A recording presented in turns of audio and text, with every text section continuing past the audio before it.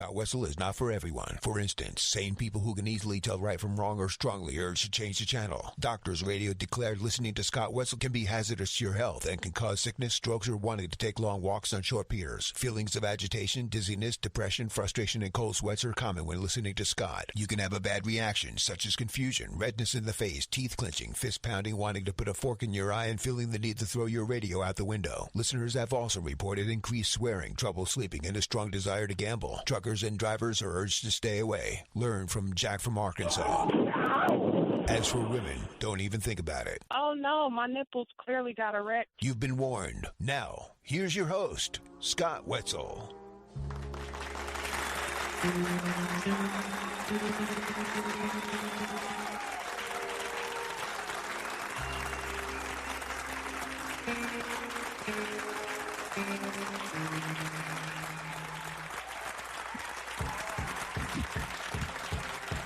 And welcome to the Scott Wetzel Show, right here on FanStreamSports.com on a terrific Tuesday. Yours truly sitting in for the next hour and a half, maybe 2 hours or so, taking a look at the world of sports. Yes, lot to get to today, as we always say, but especially true today. You hit that like, subscribe button. We'll have some YouTube chats in between all the stories that we go through. You want to follow me on Twitter? It is at Opposite Picks. That's OPPOSITE Picks, P-I-C-K-S.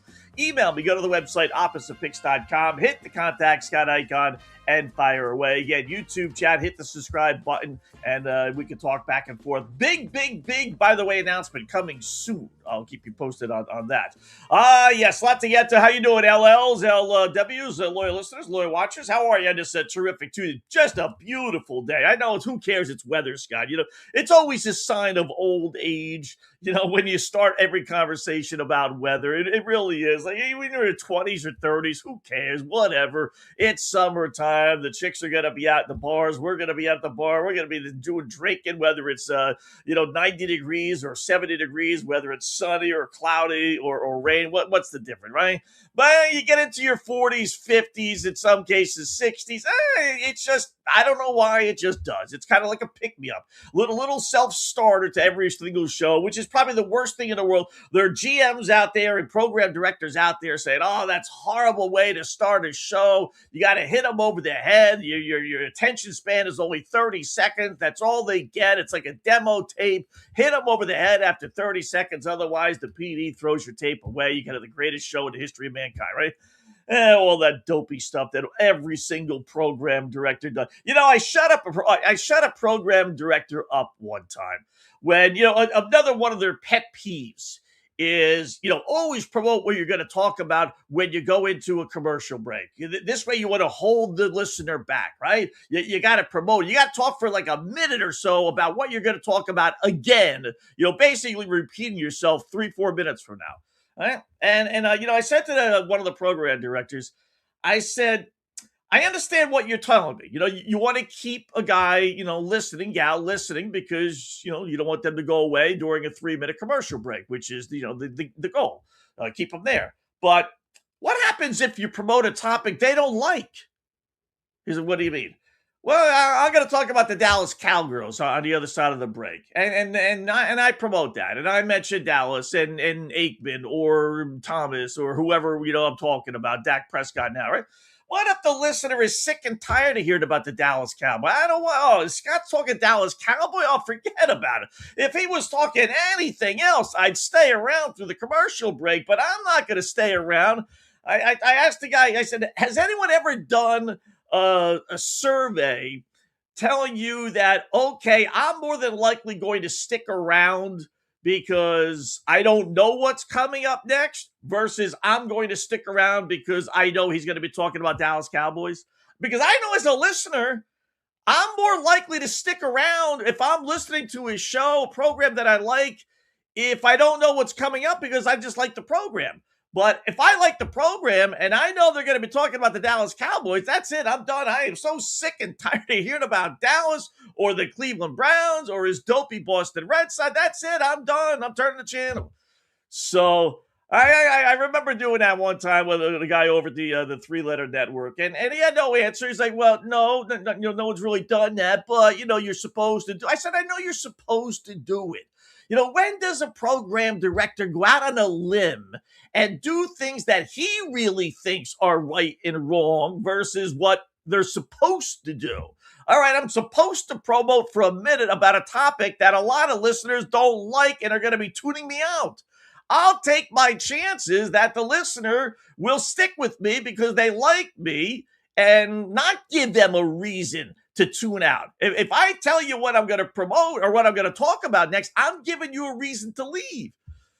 So anyway, it's one of the many battles that most sports talk show hosts have with program directors, because as I've told you, I think before, at least the LLs have heard this, right? LWs as well, to a certain extent. 90, I would say 90 to 95, just like the WNBA, 90 to 95% are lesbians. 90 to 95% of program directors are guys who would be sitting behind the microphone if they could do it.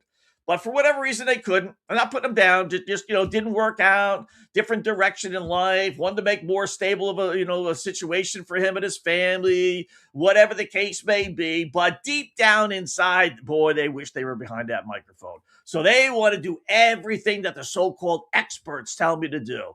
They have one of those. What's the name of it? What is the name of that stupid guy? No, I shouldn't say he's not a stupid guy. I shouldn't say that. But where all the program directors, they all get together and they have their powwow here in the city, right? And I know a bunch of the speakers that were speaking this past year. I didn't go, but I'm saying to myself, these guys are a bunch of bird brains. Really, these are guys that are leaders. Really, these are the guys that are setting the mold for everybody else. Really, so.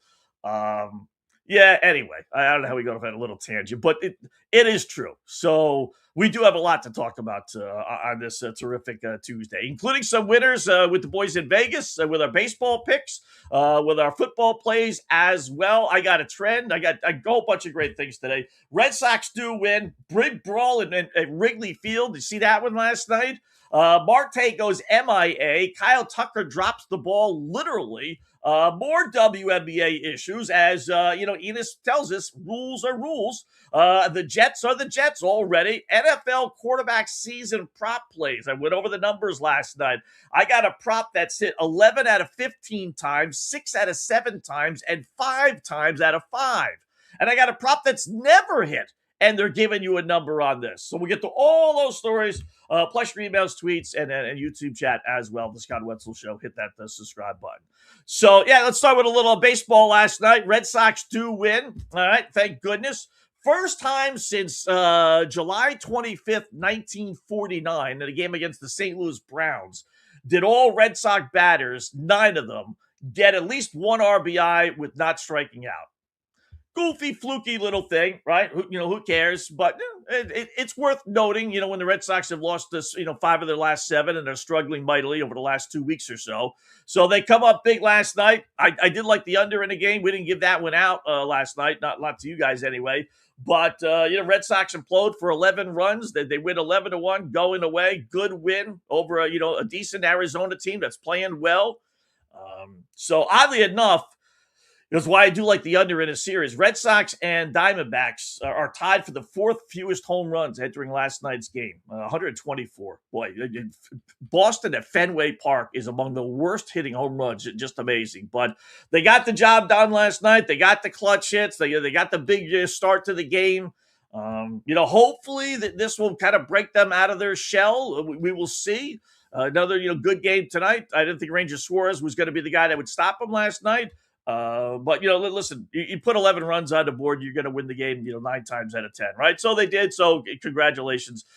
But I got to see them, really, let's put another 6 or 7 realistically on the board again tonight. Let's get another easy win. And then maybe I'll walk away with, okay, we get Suarez on the hill, like I said, on the hill later on tonight against, who's pitched? Merrill Kelly. And he's been nothing short of just brutal, just awful. ERA, the record's not too bad, 8-10, but his ERA is over 5, and now he's pitching at Fenway Park. So the Red Sox should, keyword there, win, but I'll be happy for now with the 11-1 win. And Ketel Marte for the Arizona Diamondbacks. He's a no-show. Their manager, Lovello, said he's not sure if he's even in Boston or not, or still in Boston. If he really was in Boston, it was if you watch the post-game presser, he says he talked to him in the morning, but there was very little comeback. It's like, what does that mean? There was very little comeback. You're not a last place team. You're the Arizona Diamondbacks, who right now, if the playoffs were to start, you guys would be in the postseason, or at least one game out, I should say, after last night. One game behind the Padres. I mean, so you're right there. You're 6 games over 500. You're battling for a playoff spot, and one of your better guys is AOL, and you don't know where he is, when he's coming back, if he's coming back. I mean, he said there were family issues. That's the cop-out.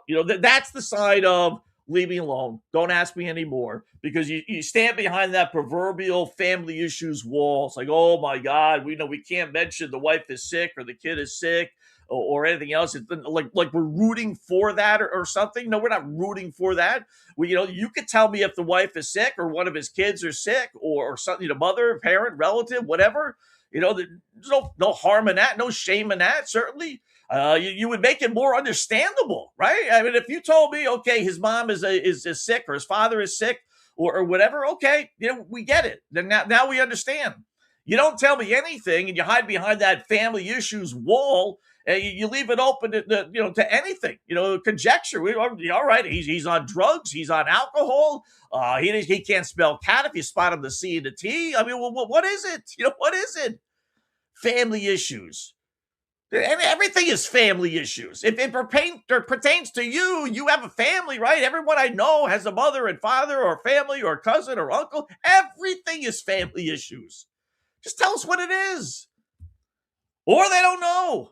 Or ultimately they really don't know. Was he lying when he said he talked to him in the morning? How can't you get a feel? And it wasn't like, if you watched him, it wasn't like, okay, he's got family issues, so, we're going to give him his space. It wasn't like that. It was kind of like they used the family issues as an excuse. He says, again, he talked to him, but there was very little comeback. What does that mean? What do you mean there's no little comeback? Did he tell you where he was? Did he tell you if he's coming back? I mean, very weird. So, but Red Sox win. That's all we care about. White Sox and Cubbies last night. White Sox blew a late lead. This was one of our plays. White Sox getting on. They had a late lead in the game. They ended up blowing the lead. Cubs winning on a walk-off 2-run homer from Pete Crow Armstrong. First player since 2010 to hit a leadoff home run and then a walk-off home run in the same game.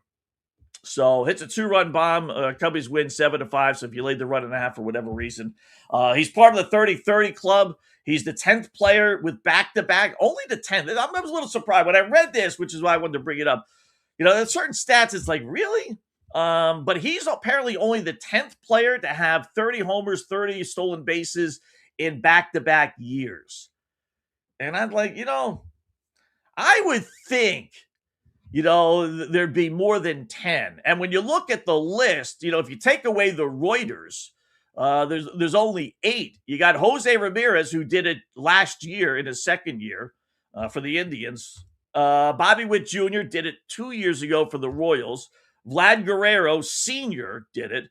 Ron Gant, remember him, the Atlanta Brave, did it. Willie Mays did it. And Barry Bonds Sr.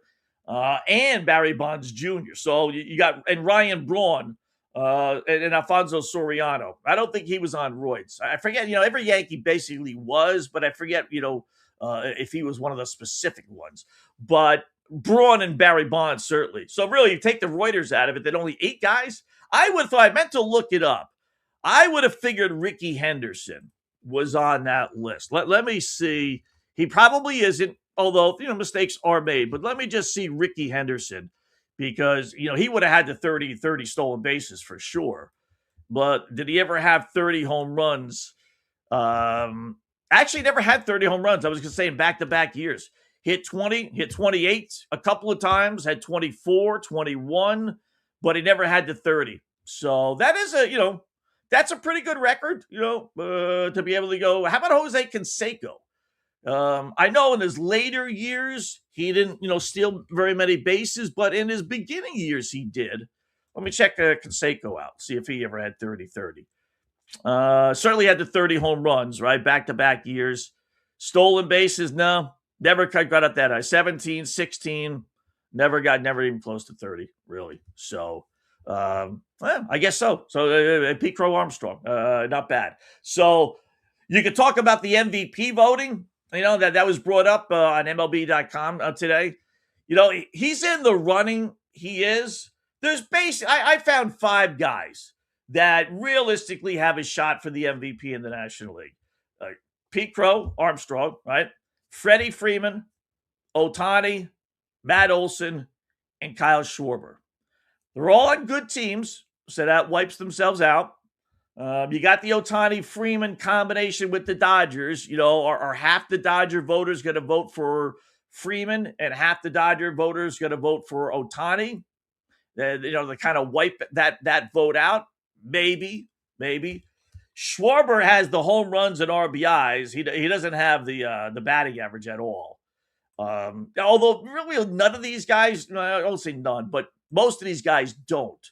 If you want to, put more credence into the home runs, then you got, those guys. If you don't want to, if you want to throw out the batting average, Schwarber's hitting 247, Matt Olson's hitting 264. And at least Crow Armstrong's hitting 281. Ohtani's hitting 295. And Freddie Freeman is he doesn't have necessarily the home runs. He's got 15 home runs, but his batting average is up there. He's batting close to 300, right? 302 with 15 homers, 58 RBIs. So, in fact, Freeman and Ohtani are back-to-back, 302 and 295 in Major League Baseball. So that only, you're not going to give it to, Otto Lopez of Miami or Nick Gonzalez of Pittsburgh or, even Marino of the Diamondbacks having a good year, but doesn't have the power numbers and the RBIs. So it's got to be down to those 5. Each one has their own little, there's got to be a storyline. I don't know if there's necessarily a storyline behind Matt Olson. He might be the first one I throw out. There certainly is with Schwarber. He's having a terrific year, home run guy, derby and all that, home run derby in Philadelphia. Even though he didn't win, but he got to the finals.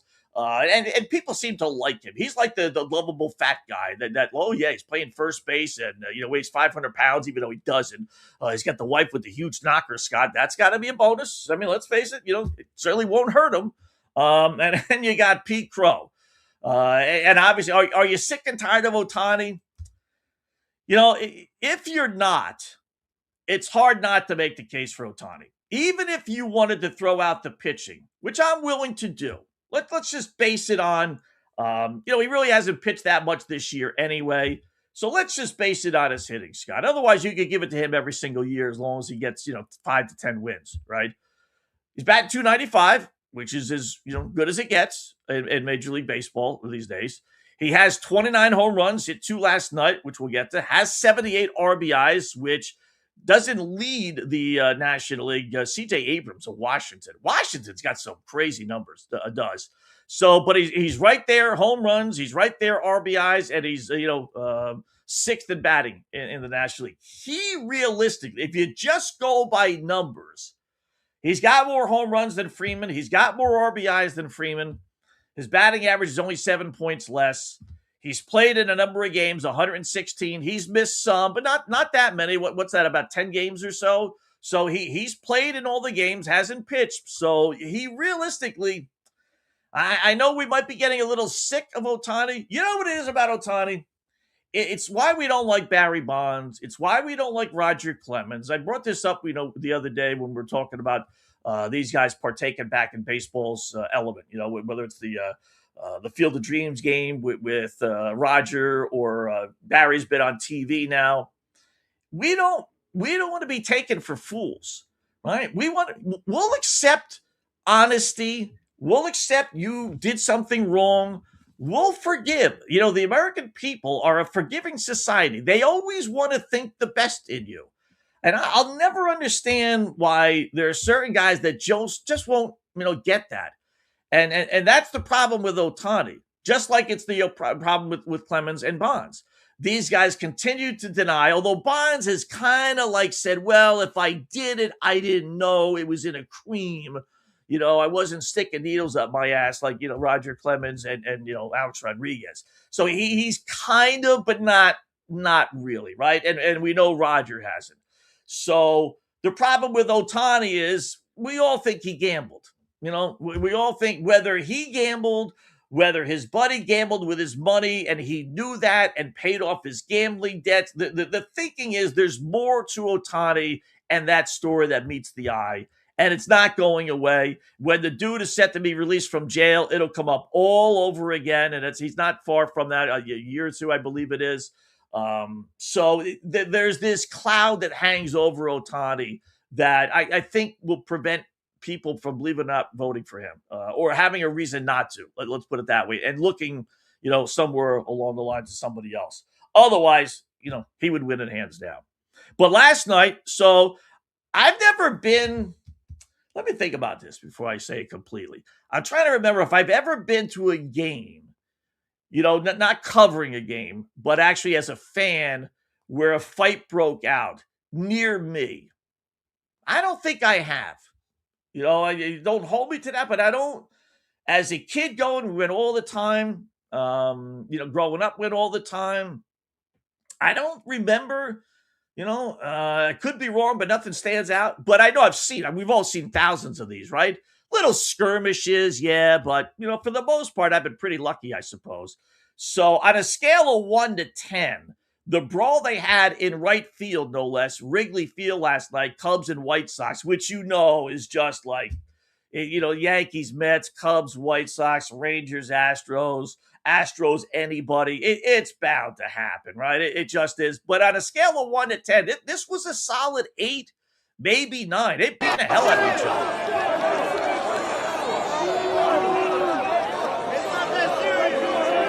First move when you stand up. Don't stand up.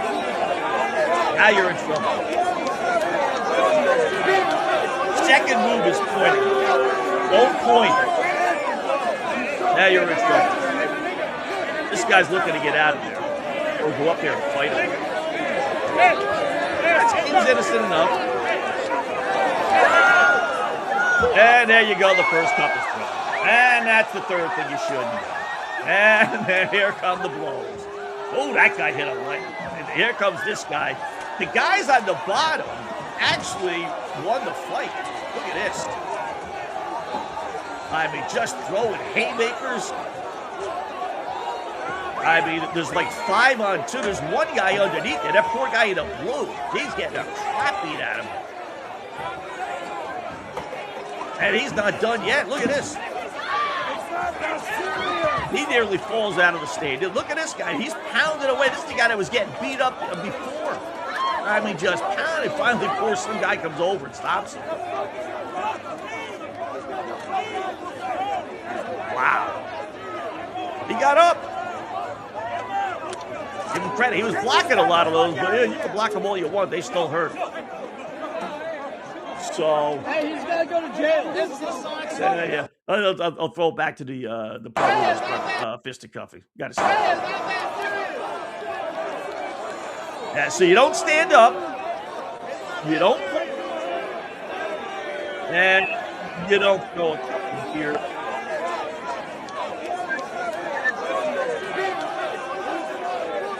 Right? So, what gets people that upset? I mean, really, one's a Cub fan, one's a White Sox fan. You go that going in. No big deal. There you go. That's it. Now look at the guy in the blue. He's trying to reach his button, and then they just all converge on him. The buddy's in the white. He goes flying down the stands, and then that leaves the guy in the blue all to himself. Oh, rule number 4, don't pick a fight when it's 2 against 5. Well, they're just beating the you-know-what out of this dude. Oh, my goodness. So, down the stairs they go. That was one of them.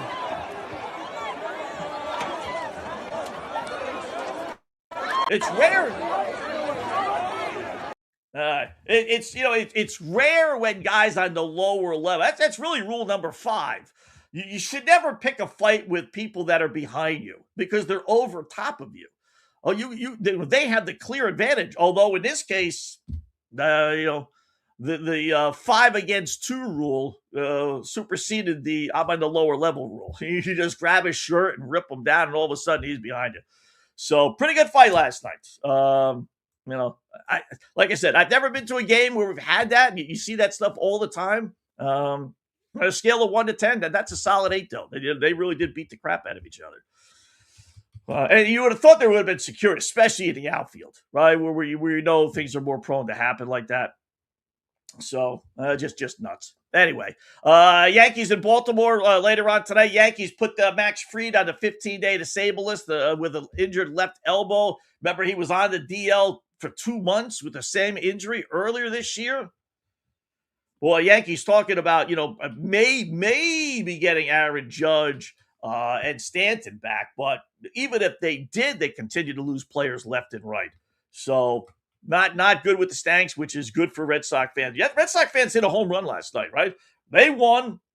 Yankees didn't play, but they put Max Fried on the 15-day disabled list, which means he's going to miss at least 2, if not 3 starts. It was retroactive to Friday. So I'd rather have that than an actual Yankee loss, to tell you the truth. Miami and Philadelphia, I don't know if you caught this. Listen, there's not much you could do about this, right? But so Phillies are leading by 3, 4-1, top of the 7th inning. Marlins got runners on first, second, and third, 2 out. Guy hits a drive down the right field line. Umpire, the first base calls it foul. Clearly fair, right? And keep in mind there were 2 outs.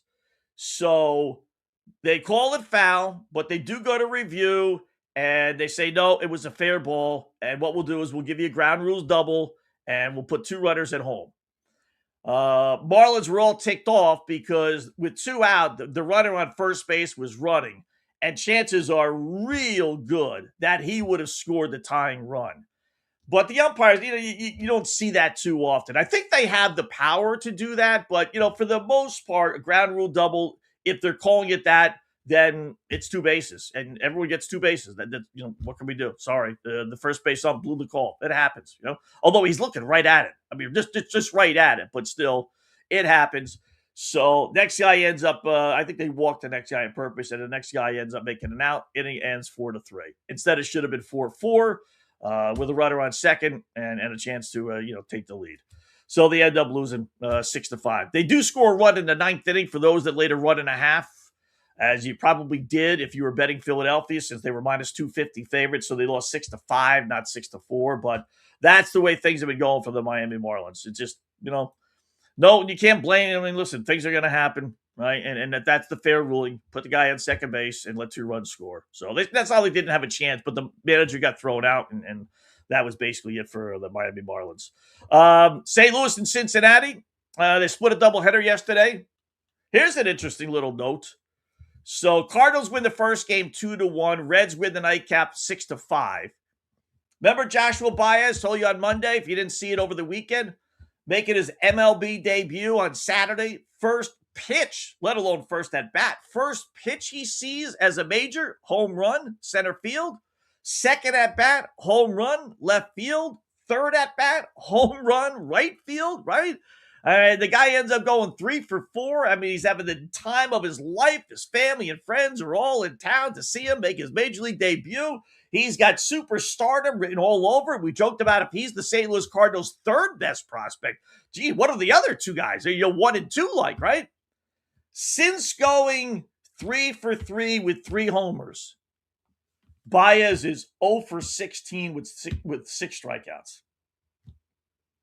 Happens that fast in baseball, man. Just that fast. It really is. How do you explain that? I mean, are pitchers bearing down? Did the Reds take things a little bit more seriously than the Cubs did over the weekend? Who they were facing over the weekend? But guy hits 3 home runs in 1 game and can't basically make contact for the next 4 games. 0 for 16. Still Cardinals and Reds. And by the way, St. Louis was one of our teams, right, that we gave you. I think they were 13-1, 15-1. I wrote it down here. We played a couple of flyers last week on teams to make the playoffs, right? Well, we gave you Toronto over in the American League. Blue Jays a half a game out, and we gave you the Cardinals in the National League, and the Cardinals are just 3 back, and they're playing good ball. So they are definitely worth a shot now. And right now on FanDuel, they are, because we grabbed them, like I said, I think it was 15-1. I'll double check. To miss the play. Wow. Team to miss the playoffs is minus 20-1. So they're not giving them any love to make the playoffs. They are, to make the playoffs, St. Louis is still plus 820. All right. Not nearly as good as our 13-15-1, but still pretty good. But you know what? I'd rather have 15-1 or 13-1, whatever the hell we have. Where was our tickets? Let me see. Than I would plus 820. That's for sure. We have where is it? Here we go. 13-1. We got Boston to not make the playoffs at plus 980. We got Miami to make the playoffs at plus 980. Cardinals to make the playoffs, National League, obviously, plus 13-1, and then Toronto at plus 760. So we're looking really good with those. So good job by the Cardinals. They get at least a split in Cincinnati. Toronto, Tampa Bay. Wow, 1 year anniversary. We talked about what's his face over in St. Louis, Seattle, and Cal Raleigh. Vlad Guerrero, who signed a monster contract this past off season, has now gone 1 full calendar year without hitting a home run at home. You talk about guys that have dropped off the map, right? This is where the steroids talk, comes into play. In 2021, which was his first real full season, right? 48 homers, 111 RBIs, 311 batting average. I mean, the guy takes Major League Baseball by storm. Next year, 32, 97, 274. Following year, 26, 94, 264. So we're getting progressively worse.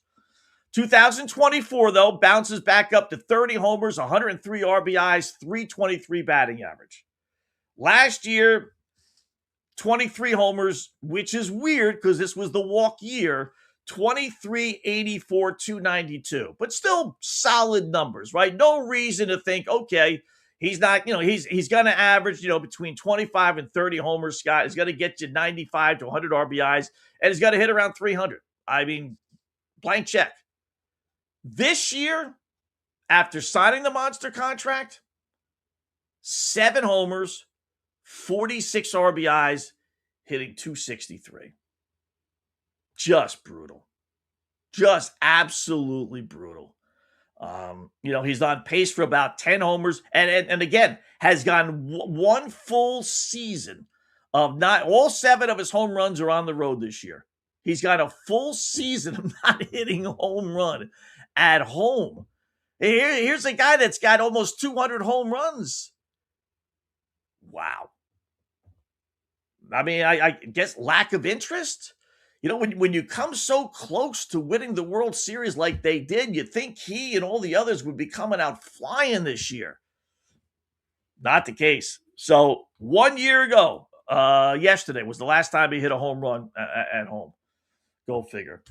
Mets end up beating the Padres. The Mets 10-3 now since the trade deadline. Go figure. They threw 3, not 1, not 2, but 3 runners out at the plate in the first 2 innings. First team to do that since 1920. Awful loss by the Padres. Just awful. And then their minor league catching coordinator got detained by ICE. Right? I mean, which brings up a funny ICE story.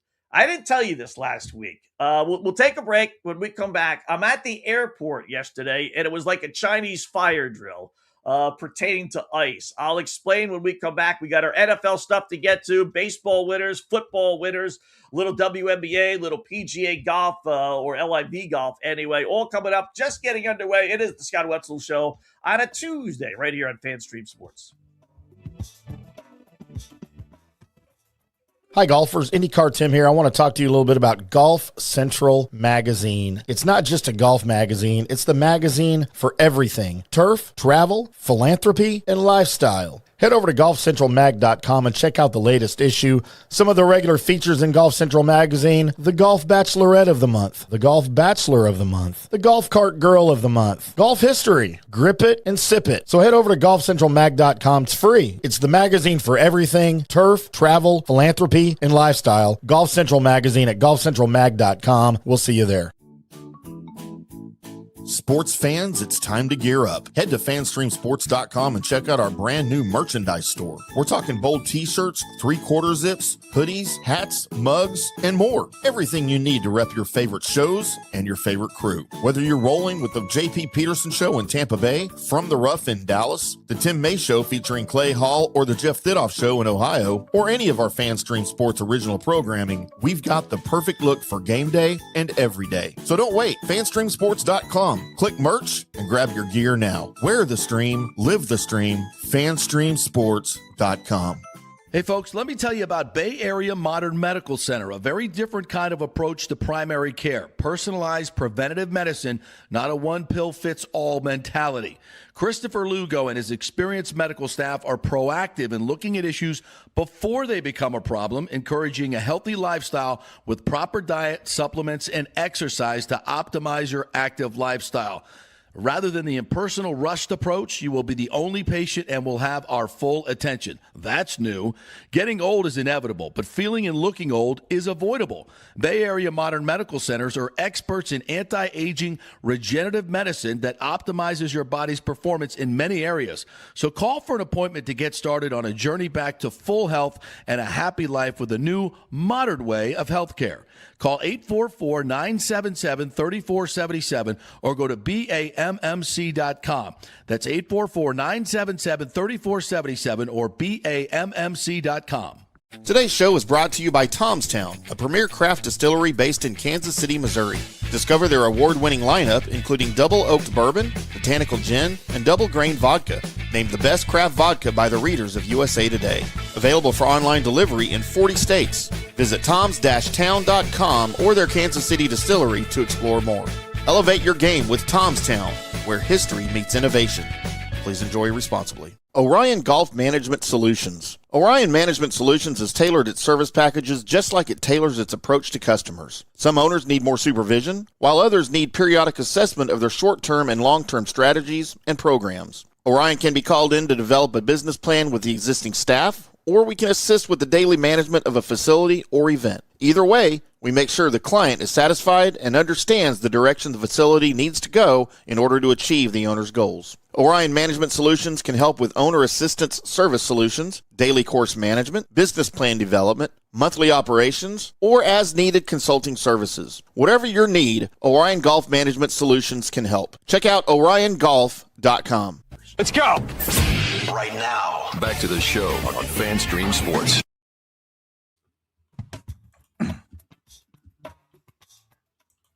All right, welcome back. It is the Scott Wetzel Show right here on FanStream Sports on a terrific Tuesday afternoon, sitting here until roughly 4 o'clock or so. We got a bunch of NFL things to get to, as we always do.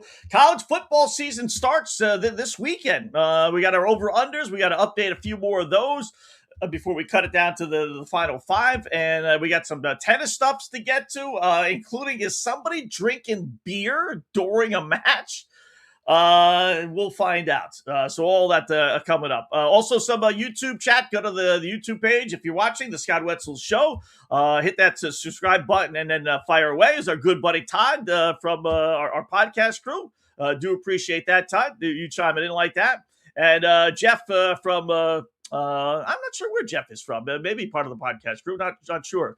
You don't get this kind of industry palace intrigue talk anywhere else. Haven't heard, and this is funny, haven't heard shanking of the programming empty suits like this since Dino Costa. Ah, yes, the good old Dino Costa days. Where is Dino?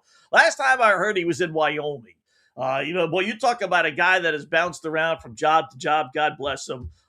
He's the epitome of this industry, right?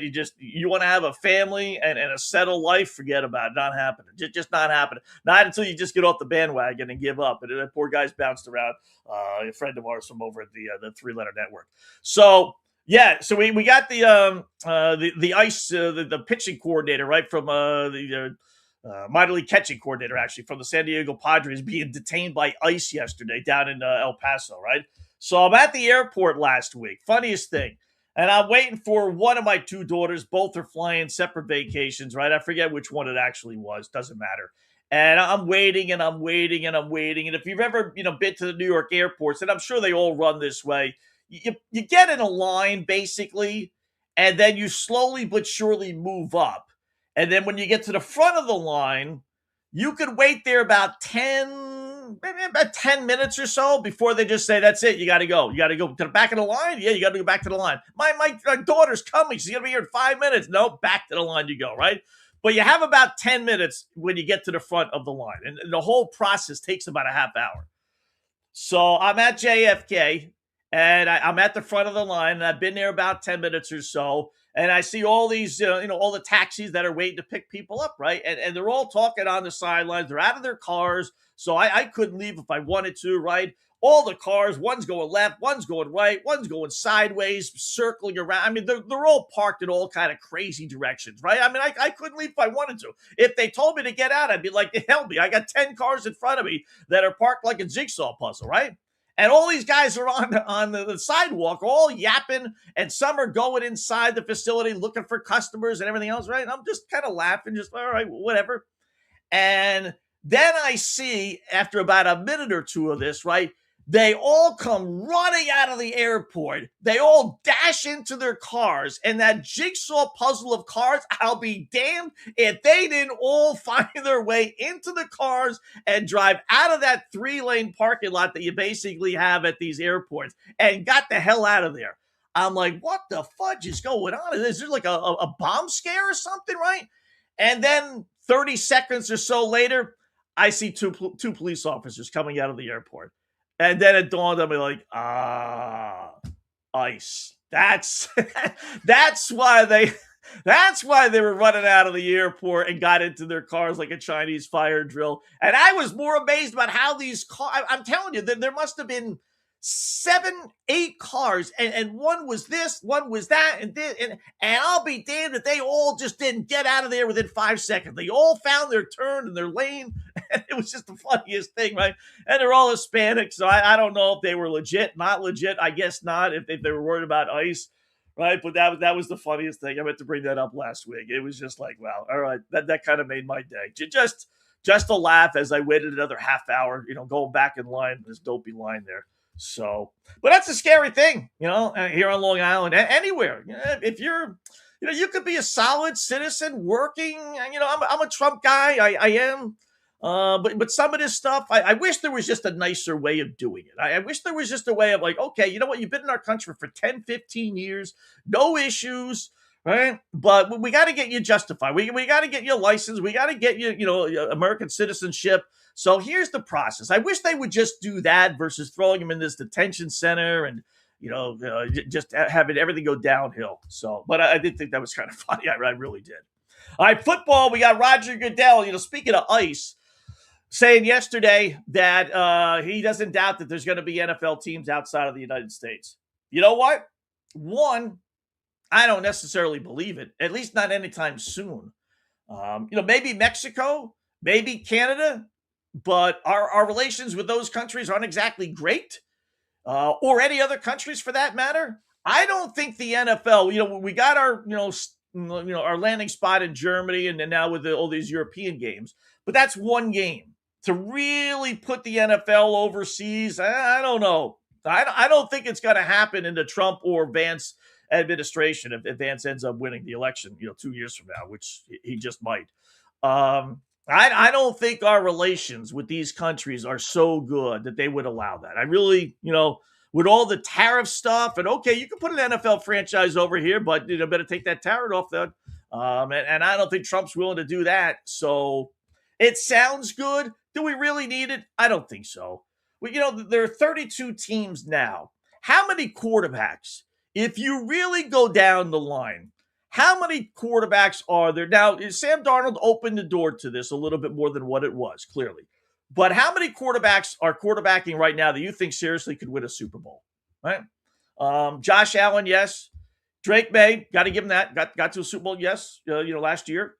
I'll give you Dak Prescott. So we're going to be real lenient about this, right? Dak Prescott, I'll give you that. Jalen Hurts, obviously. I think you can with Jaden Daniels. Lamar, Burrow. I won't give you Aaron Rodgers at this point in his career, and they're going to have to start anew. Not going to give you Deshaun Watson. Bears, Caleb Williams, okay. Golf, okay. Jordan Love, okay. I'm not giving you Kyler Murray. I'll give you C.J. Stroud, that's 11. I'll give you Trevor Lawrence, that's 12. I'll give you Baker, that's 13. Bo Nix, 14. Mahomes, 15. Herbert, 16.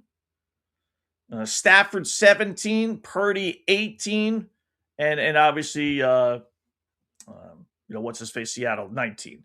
So, Bradford. Or Darnold. So that's 19. About 2/3. And you could play give or take. But, right now, are you winning a Super Bowl with the Jets quarterbacks or the Dolphin quarterbacks or the Tennessee Titan quarterbacks or the Cleveland Brown quarterback? No. So point is, we don't need any more teams. We just don't. This is just a cash cow, money-making thing for the NFL.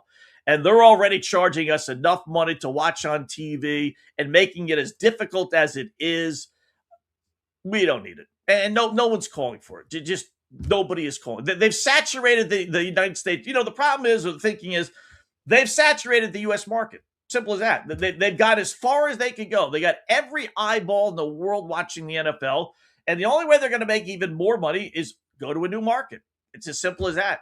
So, Jets are the Jets. How about Breece Hall going down to an injury yesterday on grass? Oh, by the way. Nobody touching him. Oh, by the way. And he's got a right groin injury. He supposedly, Aaron Glenn said today that he's going to be ready for the start of the season. I had my doubts. Covering the Stankies way back when Ricky Henderson was there, groin injuries and hamstring injuries don't cover themselves and recover in 2-3 weeks. They just don't. Especially the ones where you're not even hit. When you have an injury and you just go down, man, 9 times out of 10, that's a 2-month injury, not 2 weeks. It just is. There's a reason why you went down. You ripped, tore, really bruised something versus being clunked and smashed, and you just need time to recover. So they could put the good foot forward and say, yeah, it's going to be 2-3 weeks, and he's going to be ready for the start of the season. I would not be drafting Breece Hall in any of my fantasy leagues.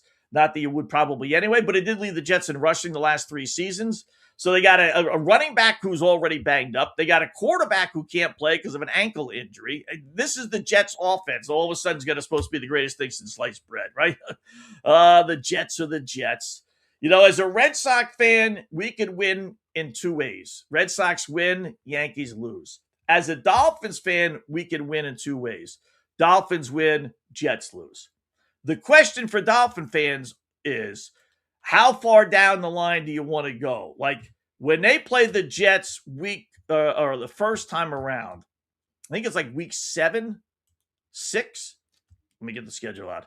It is week 1, 2, 3, 4, 5. Yes. Well, it's week 7. I was dead on, but they had a bye in week 6. So it's their 6th game.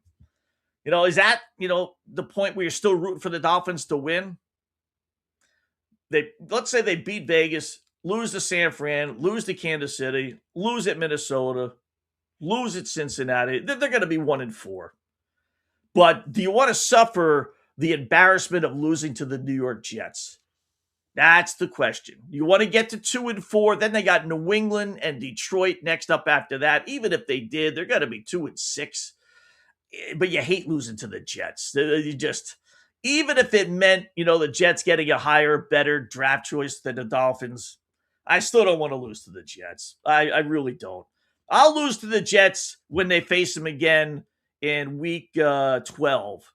when the season really is completely lost. The Jets want to win that one, okay. But when the season is still kind of there, don't want to do that. Definitely don't want to do that. I see the Giants are supposedly signing Najee Harris, the former Pittsburgh Steelers running back. That's not bad. He's the typical Pittsburgh Steelers running back. You leave Pittsburgh and things disappear. But when he was with the Steelers, he was terrific. Alabama running back, 1,000-yard rusher, 4 straight seasons, 34 touchdowns. So that's he's one of a number of guys that, if you look at the free agent list, as I did, there's a number of guys quarterbacks that are free agents. Jimmy Garoppolo. Okay, that's one. He's not really the only one. Jeff Driscoll, but he sucks. But how about wide receivers? I'm really surprised no one signed Ty Hill again. But as I brought out, I'll tell myself this. A lot of this is not teams not wanting to sign Hill. A lot of this is Hill wanting to prove himself, then sign a contract because no one's giving him any money right now. You want to come in and sign league minimum? I don't doubt for a second Kansas City or the Rams or whoever would sign him. Yeah, sure. But he doesn't want league minimum. He wants to show the world that he can really play. He's just as fast as he was before. So I think that's more Tyreek Hill not signing than people not signing him. But that said, Tyreek Hill, Brandon Cooks, Curtis Samuel, pretty good wide receiver for the Redskins. Hunter Renfrow, you want to go down that line? The former Las Vegas Raider wide receiver. Tyler Lockett. Now, he's a little old now, but still, you would have thought somebody maybe would have brought a veteran in. Gabe Davis. Remember the Buffalo Bill? Boy, he looked like he was going to be terrific his last year in Buffalo. Then he left, signed with Arizona, I believe it was, and just disappeared. Just never to be heard from ever again. And then went back to Buffalo. Tight ends. Zach Ertz is still out there. Jonnu Smith, the former Dolphin, went to the Steelers last year, is still out there. Mercedes Lewis, now he's 105 years old, but he still wants to play. Boy, he must have a lousy home life if he still wants to play at 50. Yikes. How about running backs? Hold on a second, boys. Hold on. Just got to plug my computer. There we go. How about the technical thing on the fly here? How about running backs? Cam Akers? He's had a ton of it. Now, there's reasons for some of this stuff. It's more just name recognition, like Nick Chubb, Cam Akers. Austin Eckler's been pretty good over the years. Raheem Mostert's had his, 15 minutes of fame.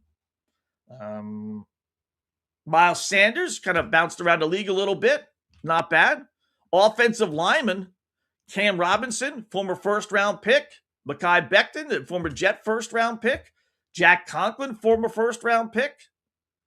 These guys have been in the league. Becton's really hasn't. Robinson hasn't really been in the league that long either. Again, that might be a contract thing where they're just holding out for more money. But season starts in 3 weeks, fellas. If you haven't gotten it now, then chances are you aren't. On the defensive side, Joey Bosa, he's never healthy. Bobby Wagner, older than dirt, but still pretty good. Matt Milano, Jeff Okudah, former Lions first-round pick. Tre'Davious White, always heard, poor guy. Jabril Peppers, never really lived up to first-round status, but so I counted at least 1, 2, 3, 4 first-rounders, 5 first-rounders. Kyle Benoit is out there. 6 first-rounders, 7 first-rounders, 8, 9, at least 9, 10 Tyreek Hill, at least 10 first-round picks, former first-rounders, are free agents. I mean, you can build yourself a halfway decent team. I mean, you really could. I mean, you start to think about it, Jimmy G is your quarterback. Your wide receivers are Tyreek Hill and Brandon Cooks. And your third receiver is Curtis Samuel. Your tight end is Zach Ertz and Jonnu Smith. Your running backs, Cam Akers and Nick Chubb. And Austin Eckler, coming off the bench. Your offensive line, you got Jack Conklin on one side, Cam Robinson on the other. You got Becton and Kevin Zeitler as your guards. On defense, you got Bosa, you got Wagner and Van Noy as your linebackers and your edge rushers. I mean, you got yourself a pretty good team. It'd be a little bit better if this was 5-6 years ago. I'll grant you that. But still, there's a number of free agents that are actually, name recognition still out there. So, and then, of course, we got the proverbial Jerry Jones talking, speaking of free agents, the Dallas Cowgirls apparently not done yet. Trade offer, kind of like you were talking about at the press conference. Yes. Yes, if we had an opportunity, I would be. Is it more of a wait-and-see thing? And it's as much about what I think of where we are, which I'm more positive than when we started camp, seriously, about what our chances are. And so I think if we saw an opportunity to take a little of the future and put it on this team, I'd do it if it would help us. Do you see the league meetings as an opportunity to... And the answer to that was yes. So there's Jerry. I don't know. He went into camp, I guess, thinking the team was going to suck. And he's been in camp for 3 weeks. One preseason win over a non-interested Seattle Seagirls team has just opened the door of possibilities for the Dallas Cowboys. It is just amazing. Last year, 2 years ago, he wouldn't open up his wallet to sign Derrick Henry. No, basically saying the team sucks. It is what it is. This is who we are. Blah, blah, blah, blah, blah. And now all of a sudden, couple of years later, year later, he's into this team again. That's the encouraging side. It's not necessarily whether he continues to make more moves. It's just that he's actually showing interest. The typical Dallas Cowboy fan is saying that Jerry doesn't care about winning anymore. All he wants to do is make money, which I find hard to believe. But I believe he's more bored, maybe, that could finally, listen, 70 plus years old, 80 plus years old, whatever he is, maybe he's just bored with it, been there, done that. I'm closer to death than I am birth. Things happen when you get that way, right? So now he's actually showing some interest in the team. I don't know what he could have seen that makes them. I mean, they were supposed to be halfway decent. They challenged for a playoff spot last year. Dak is healthy, but we know what's going to happen. Dak is going to get hurt, and that'll be the end of that. And that'll just silence all the optimism. That'll just put it all back into perspective. So, but I hope they're good. The NFL, they don't necessarily need any team. They really don't. But there's probably 3 that they would like to be good, right? Dallas is one of them. You can decide the pecking order. Patrick Mahomes in Kansas City, would be one of them. More because it's Mahomes versus Kansas City, but that. And then I do think the New York Giants, that may be a bit provincial, but they're a flagship, station, if you will. And you get New York involved, and New York has not been involved. The Jets have been awful. The Giants have been awful for so long.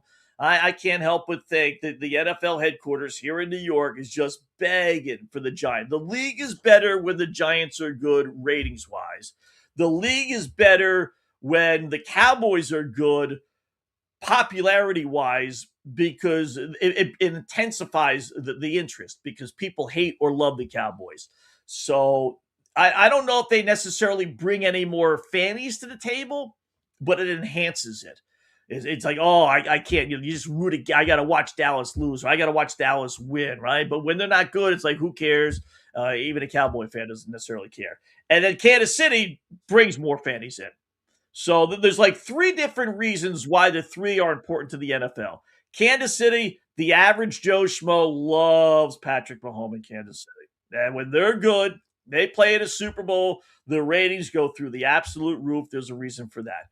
The Cowboys bring the intensity of being an NFL fan, and then the Giants bring just the New York market. As simple as that. New York, number 1 market by far. It's not even close. So you got to have a good team in the number 1 market. And when that happens, it makes the NFL better. It really does. So you need those 3 teams. We'll see if Dallas, ends up turning the table a little bit and has a playoff year. So, all right, quick little break. College football, Notre Dame in the news. We'll get to that. Sad day in NBA Boston Celtic history on this day. WNBA is just the WNBA. Words from Enes Kanter. We got a little golf. We got a little tennis controversy, which is just, I don't believe it. And you know me, I'm into conspiracies. So we get that. We got some bouncing balls, and we got our NFL passing props. Some numbers that are just too good to be true, but I told you about these. We'll go over those as well. Hour number 2, boy, fast hour coming up. It is the Scott Wetzel Show right here on FanStream Sports. Coming up, my producer, Timmy, paying attention? No? All right. We don't need a break. We'll get to a break here in a little bit. So how about a little college football then, Scott? So Notre Dame. Sorry, Scott, I was on a call. we can go to break now if you want. All right, we'll take a break. Yeah, we'll take a break. Then we'll come back. No problem. And then we'll get to the college football stuff and all the NFL stuff that I mentioned right here. And YouTube chat as well. Go to the YouTube page, the Scott Wetzel Show. Hit that subscribe button, like button, and we got some YouTube comments we need to get to as well. So back in a sec right here on the Scott Wetzel Show, FanStream Sports.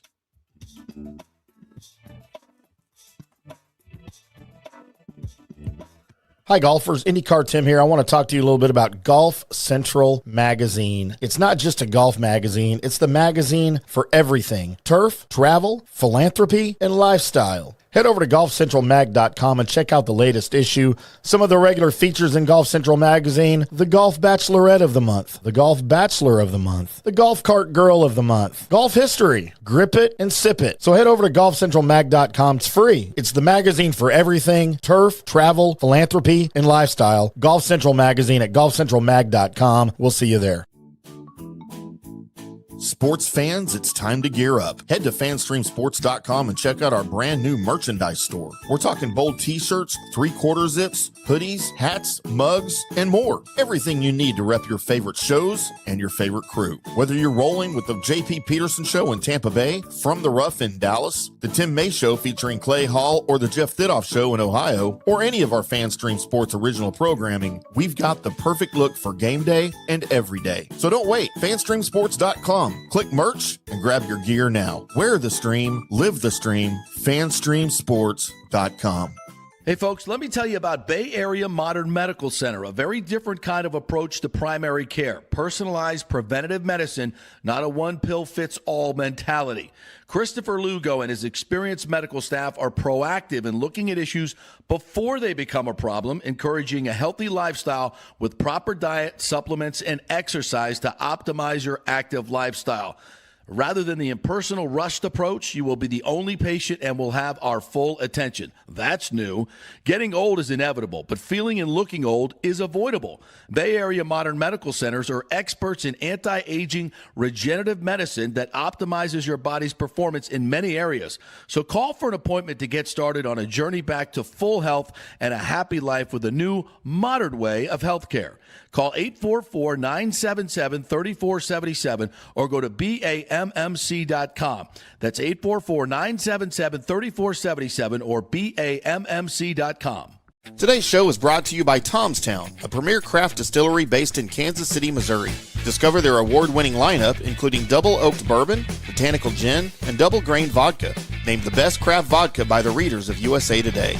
Available for online delivery in 40 states. Visit toms-town.com or their Kansas City distillery to explore more.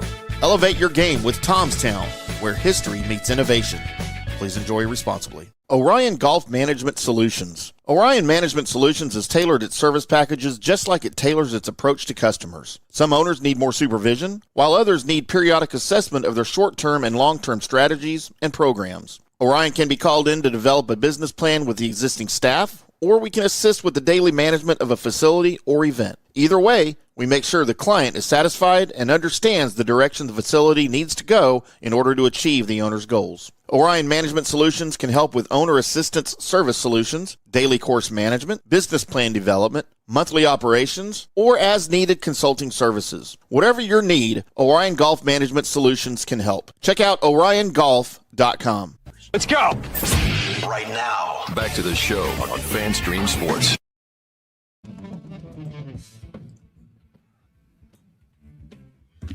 And welcome back to the Scott Wetzel Show right here on FanStreamSports.com. Hour number 2 of our 2-hour extravaganza here till 4 p.m. Eastern Time every day, Monday through Friday, talking the world of sports. So we talked a little Red Sox win last night. Good to see that as they bounce back from an awful road trip. Hopefully it continues tonight. We got the brawl at Wrigley Field in the stands anyway. We got Ketel Marte going missing in action. We'll see what happens with him. Oh, we forgot to mention poor Kyle Tucker. Boy, did you see this over the weekend? So tough fly ball to right field. Dodgers at home against Milwaukee, right? They end up dropping 3 out of the last 4, pardon the pun, dropping, right? So fly ball to right field. He's the right fielder. And, it was a semi-tough play. But, most major leaguers can make this play, right? He botches it, drops the ball, hits his glove, everything else as he crashes into the wall. But he should have had it. So, all right, no big deal. So then yesterday, pop fly, not quite an infield fly, but he's running in from right field. He's under the ball. He's moving a little bit, right? I'm sure they ruled this an error. And he drops the ball again. Then they got a shot of him apparently crying in the dugout, or like he's wiping away, tears. I don't, man. You talk about a guy that has fallen off the map, right? We did this with Cal Raleigh, and we did it also with Vlad Guerrero. How about Kyle Tucker? I was never a big, Kyle Tucker fan. I know he had some good years, but a victim of he's not a home run guy, so it's like, yeah, whatever. Although he had some home runs, I don't know what it was, So he spent most of his career in Houston. Then with the Cubbies last year and leaves as a free agent.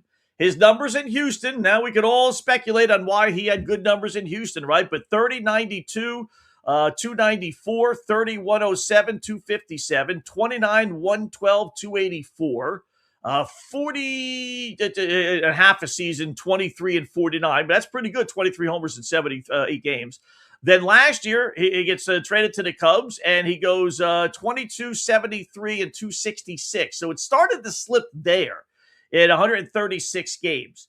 So you tack on, most guys play about 150 to 155, right? So if he plays the full that amount, he's probably going to end up with about 25 home runs, about 80 RBIs, and hit around 260. But clearly, it slipped, and I think most people would just say, I'm not, I got to see him do well out of Houston. With all the cheating that went on with the Astros, I got to see him do well, right?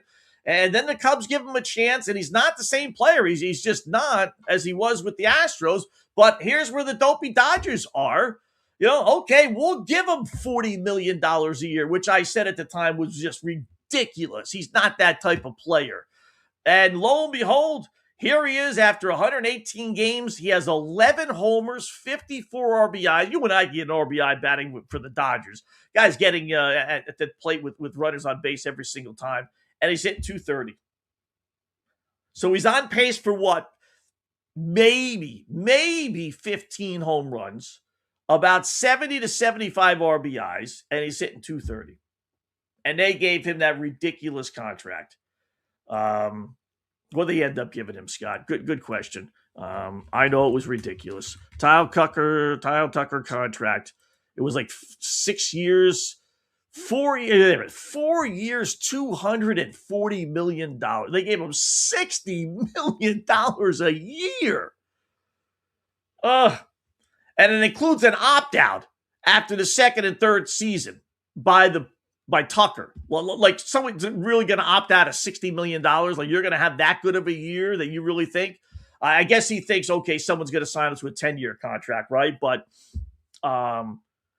wow, $60 million a season for 4 years. And the dude's hitting 230 with 11 home runs. And now he's crying in the dugout. There's no crying in baseball. We need that clip, right? So, yeah, that was the other thing that we wanted to get into. Crazy. All right, WNBA, before we get to our NFL stuff. There's always something with this dopey league, right? There just is. I don't know. I still get frustrated with it, right?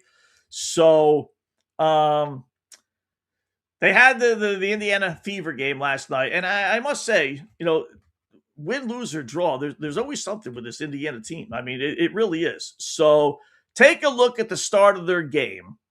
They're playing Atlanta last night, and this is the start of it.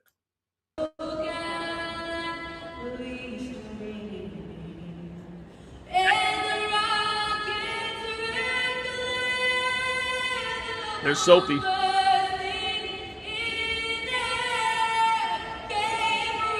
That's the Indiana Fever. And here comes the Atlanta Dream side. Nobody. Not one person.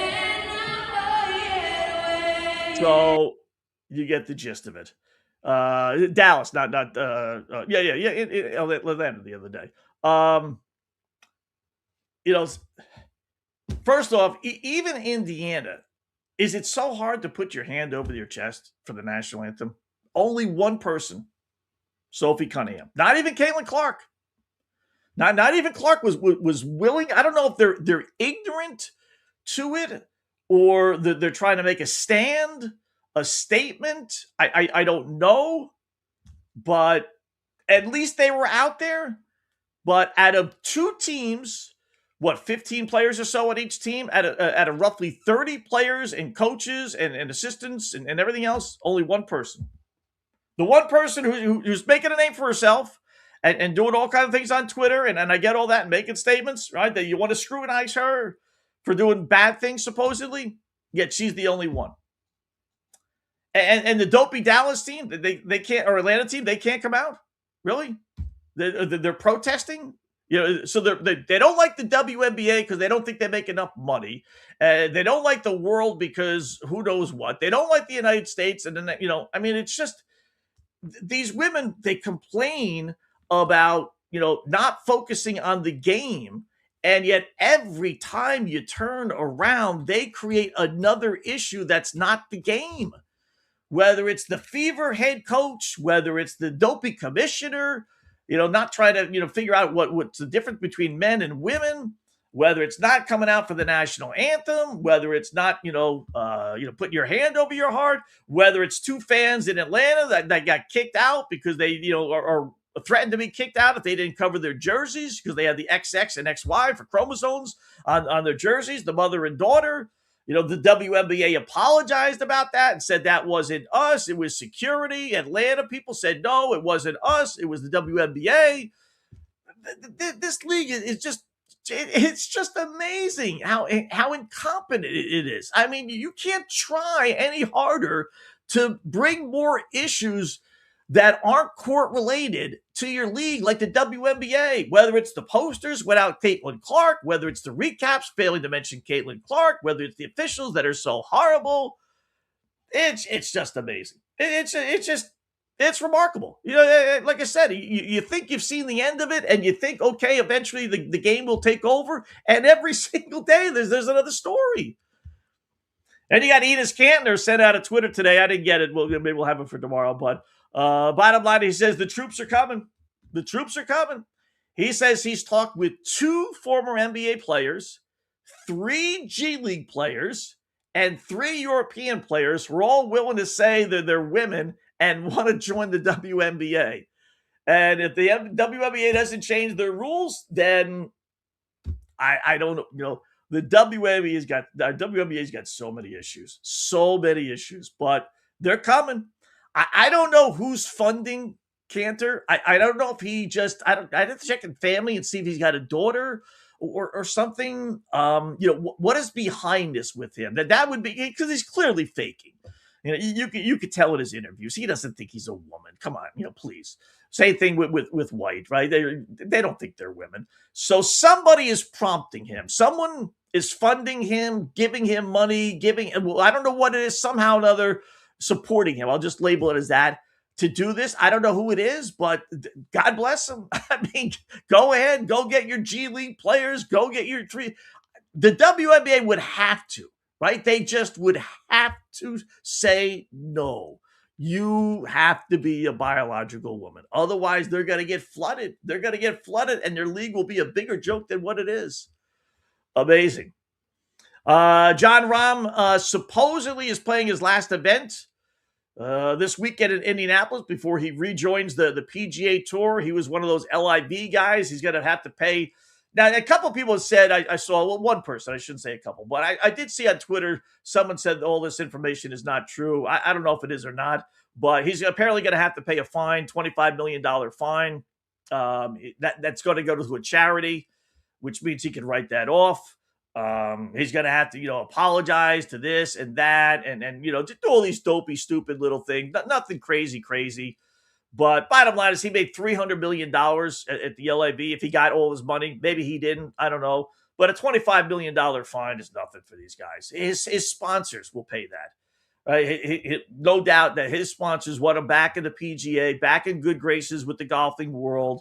And that'll be like a drop in the bucket. So we'll see if it actually happens. We'll see if LIV survives. Supposedly they got new sponsors. Who knows? But it's a mess. It really is just a complete mess. College football. I did tell you that Notre Dame is number 4 in the AP poll, right, which is the highest they've been in a long time. So we got to play a Notre Dame clip every single day, being an Irish fan. So here's Manti Te'o. You talk about remembering the past, which we'll hear in the NBA here in a second. But remember the controversy with Manti Te'o and the girlfriend that really wasn't. Here's a guy that's seen rock bottom and been at the top of the world as well, right? He spoke about that for a minute. Oops, hold on. There we go. Thing about rock bottom is it's a lot like this room. There's not a lot of noise down there, but it's loud because the only noise is the noises that are playing in your head. And so that's what's so beautiful about down there. It's forming, right? Like you're just being formed down there. And you really have only 2 decisions down there. Do I just sit here in this silent but loud room, deafening room? Or do I make decisions in my life every single day, steps in my life that can get me out of here one day? And it's not like people say it's a crawl out of there, right? It's like, no, it's not a crawl, bro. It's almost like imagine this room was pitch black and we couldn't see where the door was. You keep just knocking on walls. And you just keep knocking and knocking and knocking. And there's going to come that time where you're like, man, am I knocking and nobody's listening? Is somebody on the other side of this wall? And then as long as you keep knocking, eventually you'll find the door. And matter of fact, the door will fall. And light will just come through. We're like, okay, I know where I got to go now. And you continue to make that path. So a little too weird. I know how it feels to be at the top. I know how it feels to be at the bottom. And then I know how it feels to build yourself all the way back up. And because of that, there's this spectrum that I have, that I can meet people wherever you are. And I think that's such a gift. Some people like to talk to other individuals and say, oh, I'm here and you're there. I can only speak to you from the experiences that I have here. That's not my case. I know exactly where you are, whether you're on your way up or whether you're on the way down. I know exactly where you are, so I can help you. I can help you avoid the drop. But if you're even the host is like psyched out right now. I can tell you, don't worry. It's gonna be okay. You're falling down this cliff and you're just scraping and you're grabbing whatever you can and all the branches are breaking. Your nails are bleeding because you're scraping it on rocks, right? But eventually you're gonna hit that rock bottom. And it's a beautiful thing because 1, the only way is up. 2, it's the person that walks out that door when it falls down is gonna be one bad dude. And that's how I am now. You know what I mean, bro? Wow. He had me with I've been to the lows and it's dark. That's okay. I get that, Manti. I get it. But all these other goofy analogies, the one after another, it's light, it's dark, it's good, it's bad, it's high, it's low. Pick one. Which one is it? Is it bright or is it dark? Is it good or is it bad? Is it, this or is it that? Even the host there, Josh Chambers, I got that from. He had that look of just like, what are you trying to say, dude? I mean, really? Hello? What is it? I get it. You've seen the lows and you've risen from the lows. I understand that. So you think you could relate to people. Okay. I mean, I get that, but then after a while, it just got a little crazy. I don't know if you guys remember that story, right? I'm sure that wasn't that long ago. With the fake girlfriend before the national championship game, and he realized it wasn't really a girl he was speaking to. I guess it was a guy. Nowadays it would just be AI. You'd be talking to nobody. But back then, 7-8 years ago, whatever it was, he was speaking to someone, but it wasn't his girlfriend, and we all thought it was a hoax. And how could you be so stupid to be fooled? He went over it. I think people kind of moved on from it, but it was just so weird. Just so weird. Got to the NFL, was drafted, I want to say the Chargers. I know he played for the Chargers anyway, but he got hurt and never, he was a real good linebacker at Notre Dame, but never really quite materialized to that in the NFL. But I know he got hurt, so that's generally the excuse for a lot of these guys. But I remember that. Yeah, that was weird. I remember everyone saying, there's no way. I mean, how could you be so stupid and think you're talking to a female? You're not seeing, things. You're not getting any indication you're talking to a guy or that was bizarre. That really was bizarre. 34 years ago today, not necessarily bizarre, but a sad day in Boston Celtic history, as Larry Bird announced his retirement. Patrick, you said today you're going to miss busting your chops in the court and do well. Who are you going to miss playing against the most? Well, I don't know if it's one guy. Like I said, the competition's great every night. As far as Patrick, he's had 8 years to bust me, and he hasn't done it yet. So I couldn't stay around a lifetime and wait on him. But all of them, I never had a good relationship with other teams' players. I never was comfortable with doing that. But now that I know a few of the guys, it was fun to compete against them and talk to them a little bit. I'll miss all of them. There's no question about it. But there's not just one guy. There's a lot of guys. The best defensive player ever guarded me was Michael Cooper. I'll take that to my grave with me. He was a very intelligent defensive player. Laker. He was very focused, and it was great to play against him because I was at a level that time I thought I was playing some great basketball, and he was able to guard me pretty well. Yeah, there you go. Little Michael Cooper, one of the better defensive players, back on that the Laker team. Yeah, 30 years ago today, 3 championships, 3 straight MVPs, 12 All-Star selections. As good as it was, he makes people's top, I'll say 20, 15 teams. I don't know if he necessarily makes people's top 5, the starting unit, but he was as good as there was. Larry Bird. We've gone over his numbers and everything, all the people talking about how great he was and the trash talking and everything else. Yeah, sad day. 34 years ago that was. I remember, later in his career, he couldn't sit down. His back was so bad he used to have to lay on the sidelines. Remember that? He couldn't even sit because he couldn't get back up again if he did. When he was taken out of a game, he'd be laying on the sidelines. I mean, how freaky was that, right? I mean, crazy. Just crazy. Speaking of crazy, this is the hot thing, if you want to call it that, in the tennis world. So they're at the ATP or whatever they call it, ATP, championships in Cincinnati Open, whatever it's called, right? So Anisimova, the New Jersey woman, versus Alex Ela in Cincinnati. And Ela's actually, obviously the underdog, but she's playing well. So in between breaks, this is what happens. And I don't know. You make the call. Anisimova settling down. What is that, Lindsay? Could it be apple cider, Brett? I mean, I would never suggest that a player was drinking a beer in the middle of a match, but I've never seen that. That's certainly what it looked like. She misses. That happened midway through the second set on a changeover, we noticed. I mean, it could be non-alcoholic, it could be cider, it could be anything. We don't know. First of all, cider doesn't have, foam on the top like a beer does, right? So look at it again. Anisimova settling down. And she's got it hidden in there. That's the other thing. Lindsay? I mean, that looks like beer. The apple cider, Brett? I mean, I would never suggest that a player was. All right. So the story is, and I'll freeze it there. I'm not a big Red Bull guy, but that's what she says it was. I've never had Red Bull. We had like 4 cans here that sat in our cabinet for like 4 years, and I opened them up and not that long ago just to return the cans. And I don't remember it looking like that. Is that Red Bull? A beer in the middle of a match, but could that possibly be Red Bull? Could it be Scott, I go through a case of Red Bull a week, and that is not Red Bull. I would never. That's not right. It's not even the same color. A player was drinking a beer in the middle of. I mean, so our producer Timmy there says no, that's not right. That's not. No way. No way.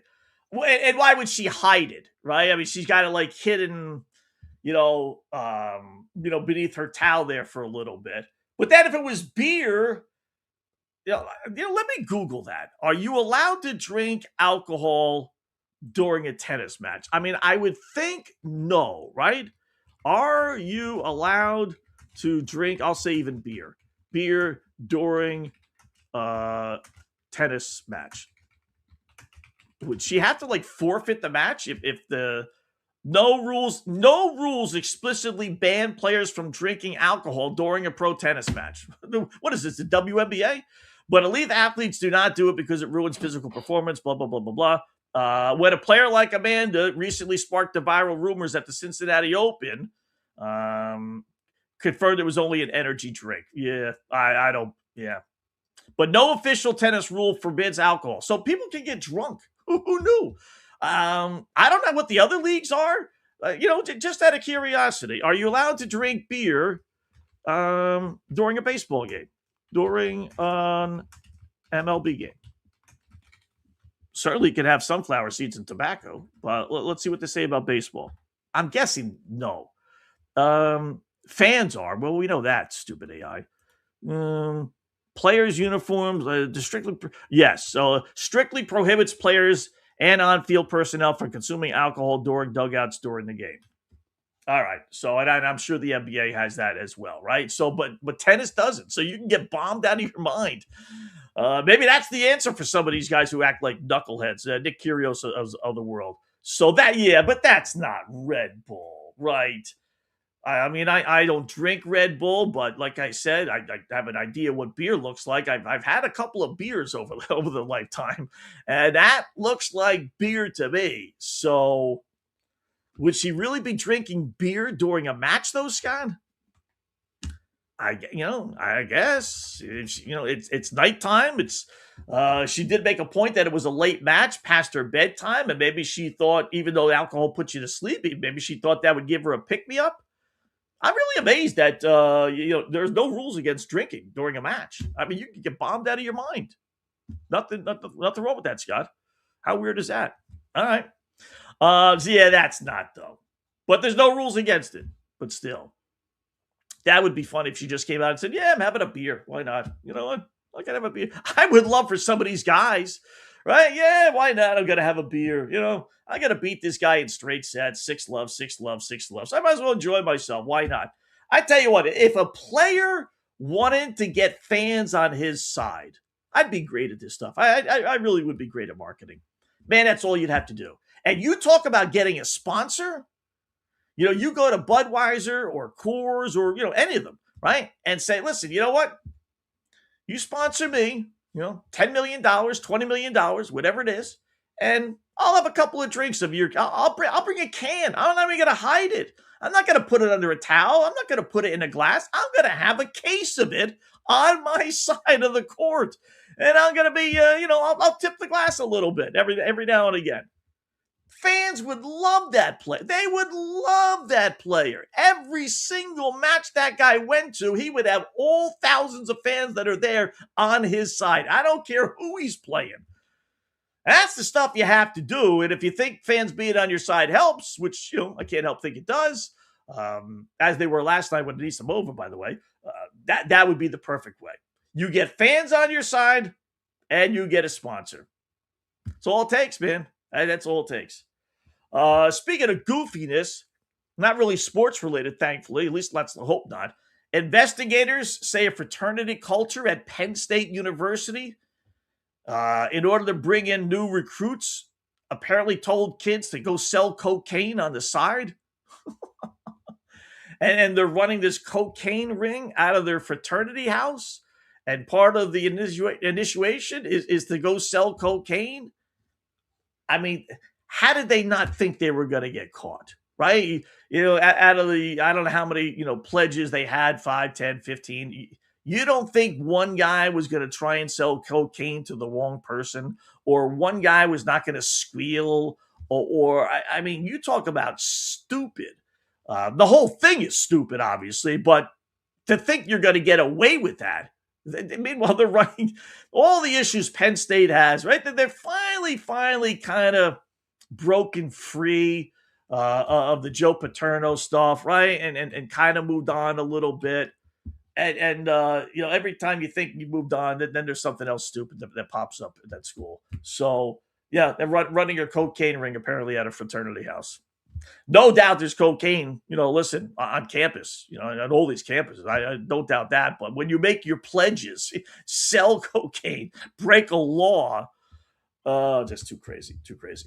All right, quick little break. We got our NFL passing props. We got touchdowns and passing yards. We got a prop number that's never hit. I got a prop that's hit 5 straight years. I got a prop that's hit 6 straight years. The numbers they give you are really, really enticing. We'll pick out some of the best for sure on the other side. It is the Scott Wetzel Show right here on FanStream Sports.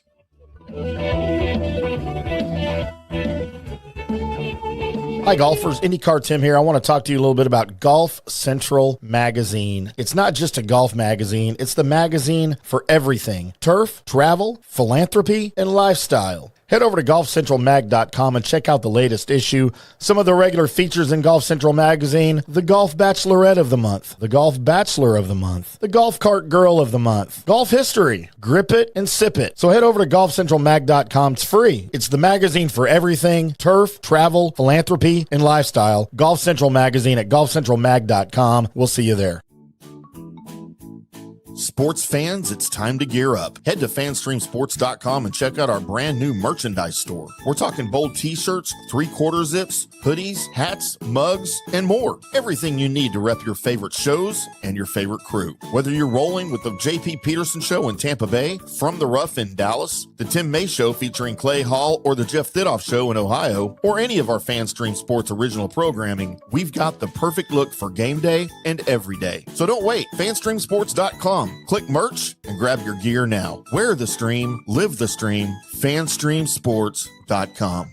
Hey folks, let me tell you about Bay Area Modern Medical Center, a very different kind of approach to primary care. Personalized preventative medicine, not a one-pill-fits-all mentality. Christopher Lugo and his experienced medical staff are proactive in looking at issues before they become a problem, encouraging a healthy lifestyle with proper diet, supplements, and exercise to optimize your active lifestyle. Rather than the impersonal, rushed approach, you will be the only patient and will have our full attention. That's new. Getting old is inevitable, but feeling and looking old is avoidable. Bay Area Modern Medical Centers are experts in anti-aging regenerative medicine that optimizes your body's performance in many areas. So call for an appointment to get started on a journey back to full health and a happy life with a new, modern way of healthcare.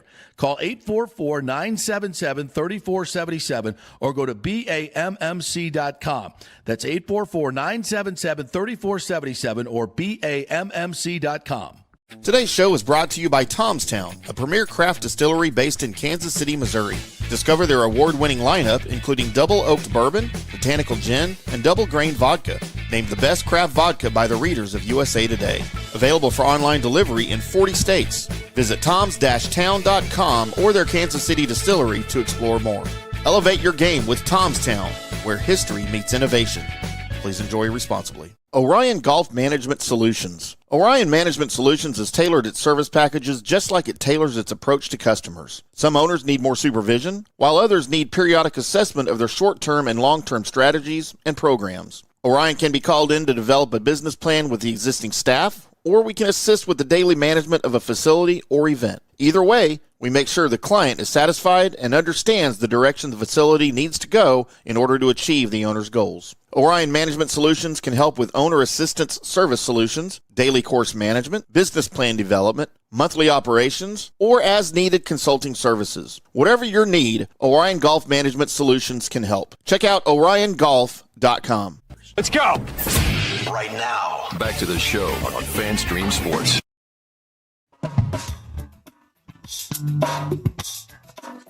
All All right, welcome back. It is the Scott Wetzel Show right here on a terrific Tuesday, FanStreamSports.com. All those watching on YouTube, make sure to hit that like button, subscribe button. Have close to 1,000 people there, so which is pretty good. But most of these shows get around 100 or so, 50 if you're the replacement. So we got almost 1,000 here, so feel free to hit that subscribe button and fire away. Do appreciate all that. Send a tweet at Opposite Picks. That's OPPOSITE Picks PICKS, and then email me. Go to the website oppositepicks.com. Hit the contact Scott icon. We'll check some emails and tweets in a little bit. So last night, I'm getting closer and closer to the NFL season here, right? So college football season starts Saturday. And I love doing these props. And as I told you, I started this about, 3 years or so ago, literally, right?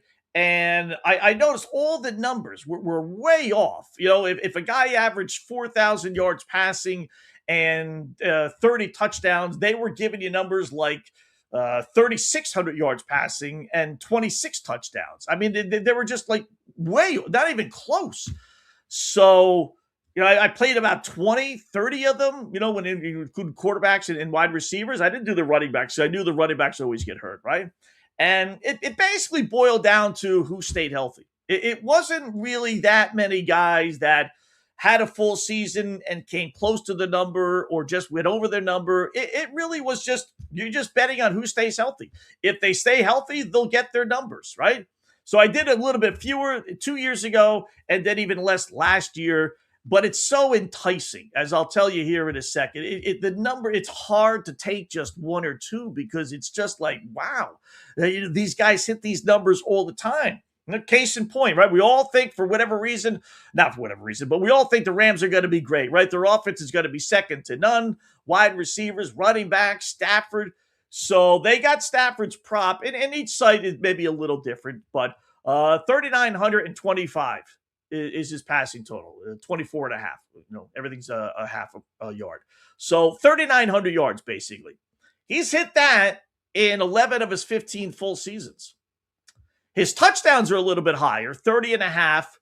He's only hit that 4 of his 15 seasons. So I wouldn't touch touchdowns, but passing yards, all right, we'll put a little star next to that. Like, okay, well, let's go back to that one because that's a strong possibility, right? Let's put a little star there. Brock Purdy, now he doesn't have the history, but they're giving you 3,800 yards. He's had that in 2 seasons. So both seasons that he played full years, he's thrown for over 3,800 yards. CJ Stroud, 3,549 and a half yards. He's hit that in 2 of his 3 seasons. Trevor Lawrence, 37-74, terrific year last year, right? He's had 35 and change or 37 and change in 3 of his 4 full seasons he's played. So there's only 1 year in which he didn't. Baker Mayfield, 35-99 and a half. Now he's played 8 years, but he's only played 6 full seasons, 5-1. And he's coming off a year, though, in which he got hurt last year. But he played 5-1. How about Cam Ward? Now, that this is not going to fall into our discussion per se, but just as far as you want to play is over. As bad as things were last year, and they were atrocious with the Titans, right? No wide receivers, no running game, no head coach, no hope whatsoever, no direction. He still threw for 3,169 and a half. They're giving you now 3,300. So about an extra 131 yards. That's, and you don't necessarily have to worry about the injury with him. I don't think he's going to get yanked. They don't have any backups. Who are the Titans' backups, Scott? That's a good question. Who are the Tennessee Titan backup quarterbacks? And that's always something to consider. If a guy, is he going to struggle? Is he going to stay in there? Mitchell Trubisky, Will Levis, and Hendon Hooker. I mean, Trubisky, I guess, but, it's not like they have another guy they think is really going to carry the team. But they're veteran quarterbacks, Trubisky and Levis. So that's little something. But I think he would get the benefit of the doubt. So if he threw for basically 3,200 yards last year, he's not going to throw for 3,300 with a little more direction this year. I like that one. Forget Malik Willis. Forget Jackson Dart. How about this one? I won't tell you who. He's hit this number that they're giving us all 15 years that he's played a full season. 3,149 and a half yards. So 3,149 and a half. Think automatic, right? How about touchdown passes for the same guy? 21 and a half. He's hit it every year he's played a full season. Full season. Got to do it, right? Aaron Rodgers. All 15 full seasons. He didn't play his first couple of years with Favre, and then he missed the 1 year with the Jets, obviously. 3,149. Wow, that's pretty good. How about now? I wouldn't play it, but Joey B, 4,000 yards. Can he throw for 4,000? He's played 6 years in the league. He's hit it 3 times. The 3 he didn't, he got hurt. So that's the best example I can give you as far as if Joey B stays healthy, he's thrown for 4,000 yards. Simple as that. But he's never healthy, so I wouldn't do that. How about the Bo Nix? They're giving you, this is a strange one. This is really like, I know he's got an ankle injury, but no one's talking about him not being ready for opening day, right? 3,499 yards. So he needs 3,500. So what? First 2 years in the league, he's thrown for 37 and 3,900. So he's rookie season, 37, almost 3,800 yards. Last year, 3,900 yards. And they're giving me a number of 3,500, Scott? Yeah. How can you say no to that, right? I mean, we're not talking about Aaron Rodgers where he's getting older or a Stafford.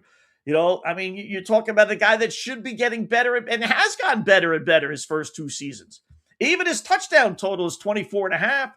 First year he had 29, last year 25. So he's hit that both years. What do the boys in Vegas know about the Denver Broncos that we don't? Something stinks with that one. How about this guy? Won't tell you who it is. They're giving you 3,625 and a half yards. He's hit this his last 6 years. His touchdown total, 24 and a half. He's hit his last 6 years. The only year he didn't hit these numbers were his rookie season. Got to play it, right? It's Josh Allen. Why are they going lower on Josh Allen? He's hit this 6 straight years, and you give him a pass for his rookie season, right? No big deal. He's eclipsed this 6 straight years. Same thing with his touchdown passes. What do they know about Josh Allen and the Bills we don't know? Tougher schedule? Absolutely. I get that. But we're not talking about, that Bills offense being shut down, are we? Man, you got to play that. How about this? 3,700 yards. This quarterback's hit this in 5 of his 6 years in the league. Touchdowns is a split 25 and a half, 3 and 3. But I got a quarterback, young quarterback, has been in the league 6 years, and he's hit this number 5 of the years. The 5 full seasons he played. That's Justin Herbert. I mean, even last year, with Harbaugh coming in and we're going to run, and they still threw for 3,700 yards. How is Justin Herbert not going to throw for 37? Now you got the dopey Mike McDaniel. He's not coming in to have Herbert hand the ball off. I mean, how about this guy? Now, you could justify playing Josh Allen. And you could justify playing Justin Herbert. How about this dude? 3,049 and a half yards. He's hit this all 4 seasons. He's been in the league healthy. Kyler Murray. Oof. You hear the number, you hear the times he's done it, you think, yes. And then I tell you the player, then it's like, no. But even stinking Kyler Murray, who's getting the starting job at Minnesota, and chances are we'll hold on to that, he's 4-0 thrown for 3,050 yards. How about this dude? Won't tell you who it is. Number is 3,649 and a half yards. He's hit this every single year he's been in the league, except for one when he only played 14 games, but was well on pace to hit that number. Got to play it, right? That's Patrick Mahomes. Even the great Patrick Mahomes, who the whole world wants to bet on, they even give you a great number with him. He's hit it every single year, 7 years. He's healthy. Maybe he's not ready for week 1, but I think he will be. But maybe he's going to miss a game. Maybe two games. But the boys in Vegas don't post numbers unless they know, right? They wouldn't be posting a number unless they felt sure that he was going to be ready. They don't get stuck with things like that. So Mahomes is 7-0. All right, I got one more for you. This guy has never hit this number. And it's not a big number either. 3,300. That's the over-under. These are passing yards in a season. He's never hit it in 7 years. So, got to play under, right? You would think. That's Danny Nichols. Daniel Jones. And he is coming off an injury. But all the other years that he wasn't hurt, never threw for 3,300 yards. So all the others, they went way low. And for some reason with Danny Nichols, as we like to call him, they went high. What do they know that we don't know? That Colts offense is loaded, right? Their issue is not on offense. I will say that. A good quarterback will do well with that offense. So, but, again, the point is to show you some of these numbers, they don't make any sense. But you're not betting, you're not betting on Patrick Mahomes throwing for 3,600 yards. Of course he's going to throw for 3,600 yards. He throws for 4,000 yards every single year. 5,000 one year. Is he going to stay healthy, Scott? He should. He's pretty durable. I had him last year, and I lost the bet. That was the year he only played the 14 games. But I'll go right back to the well. Justin Herbert's hit it all 5 years. Tough as nails. They throw the football, 3,700 yards. Got to play it. Josh Allen, he's hit it, all 6 years into bigs, except for his rookie season. Why shouldn't he now? Bo Nix, I could see staying away from, the Joey B's of the world, but, Bo Nix is only getting better. Why would you not think he's going to throw for 3,500 yards? He's in a division in which he has the Chargers, good offense, Chiefs, good offense, Raiders, good offense, and lousy defense. So, the 8 division games are going to be, our 6 division games are going to be terrific for him to be able to put some numbers up. I'd probably stay away from Aaron Rodgers because I think he's going to hit a wall. I do. There's a reason why they made that number so low. I love Baker, right? He's working on a 1-year contract. We know that. They didn't give him a monster raise, so he says, okay, I'll go into my final year. Unless they try and lowball him by trying to run the football. He did lose Mike Evans, but he's hit it 5 of his 6 full seasons. So I like the passing yards more than I do the touchdown passes. I'd stay away from Stafford. I like Purdy. 3,800 yards. But again, he's the injury. The ones I like Purdy. I'm a Stroud guy. I know he's had his issues in the postseason. I get that, but I'm still a CJ Stroud guy. I would play him. Trevor Lawrence, I like.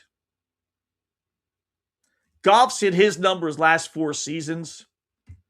Like that one. Baker, 6. Cam Ward, 7. Bo Nix, 8. It wouldn't be smart betting Burrow. As much as I want to. It wouldn't be smart. How about Caleb Williams? 36.50. He's hit that one of his 2 years. Last year, he threw for 3,900 yards and 27 touchdowns. Again, I'll excuse the rookie season. I think he's only getting better, right? And injury-wise, he scrambles around a little bit, but at least he's young, durable, I would think. That wouldn't be a bad one. He's not throwing for at least 3,900 yards like he did last season. Lost DJ Moore, I get that, but that's okay. Yeah, I like that one. That's 9. Allen, I like 10. Herbert, I like 11. Kyler Murray, he'd be one I'd throw away because I don't want to have to root for him. And Mahomes, so what's that, 13? I won't play an under on Danny Nichols just because I don't like playing unders on these things. But there's 13 guys. Now, I could bet all 13, and I'm telling you, we'd go, 7-6 or 6-7. Just because these guys get hurt all the time. It just, you're not going to, and then I did that the first year. I played like 13, passing yards, another 5, 6, 7, or 8 touchdown passes. Then I had the wide receivers. I tell you, I played about 30 of them. I really did. And I ended up, basically splitting it all, 15 and 15. Are pretty close to that anyway. It was an exercise in futility. I had all this money locked up, and it was just like, what was the point? So you can't. You have to pick 3, maybe 4. The 4, the 3 or 4 who did I have last year? I had Mahomes. That was a loser. I had Derek Carr. They had posted a number he hadn't missed since he was a rookie. We lost with that one. Or maybe that was 2 years ago. Like every quarterback that got hurt, I had. I mean, just every wide receivers, Justin Jefferson, I had. He got hurt. It really was just you talk about throwing darts. I threw the darts and hit every bullseye a player that got hurt. So you got to whittle these down. I know it's tough to do.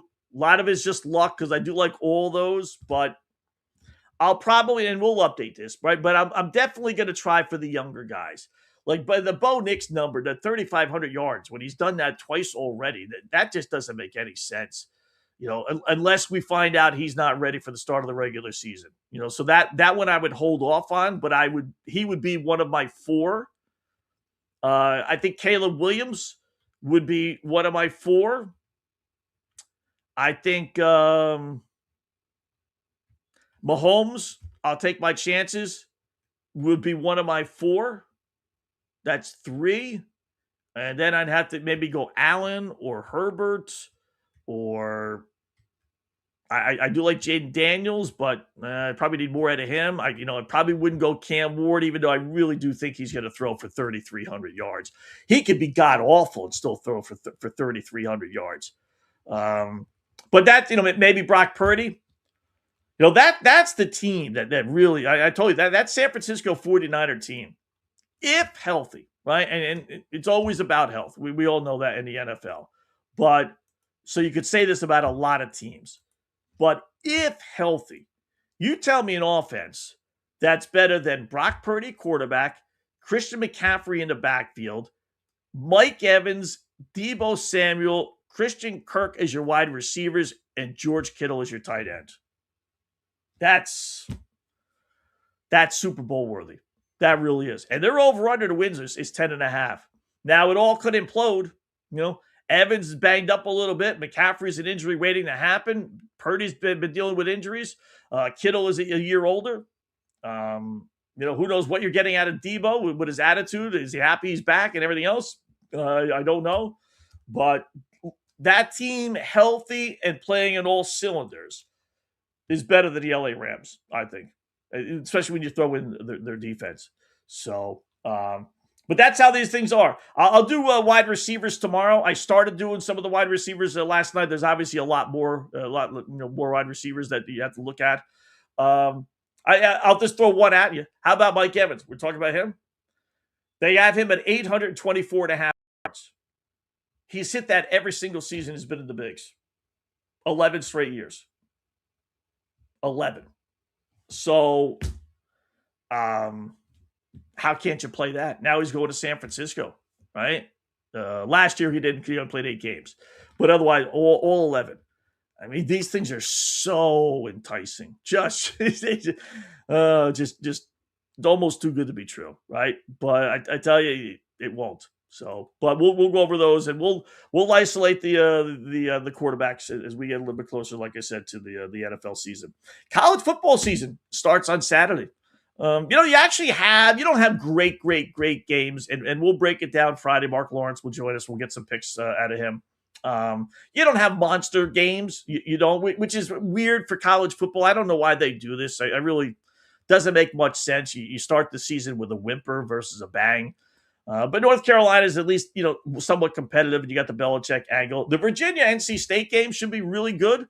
Virginia favored by 5.5. On a lesser scale, the Jacksonville State and North Dakota State game is actually two of the better teams in their conference. If you've done a little research, Conference USA. So, them and Liberty, are probably the 3 main teams. So whoever wins this one is really, really getting a leg up. Other than that, Memphis, UNLV, New Mexico State, and Florida State, no big deal. But at least you got 3, I would say. Start off with North Carolina, TCU, then NC State, Virginia at 3:30, and then Jacksonville State, North Dakota State at 5:30. You would have thought they would have had at least one Saturday night big game.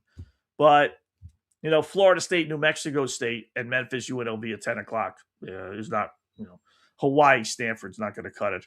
Although that Stanford or that Hawaii team I like, but that's I'm not going out of my way to watch that one.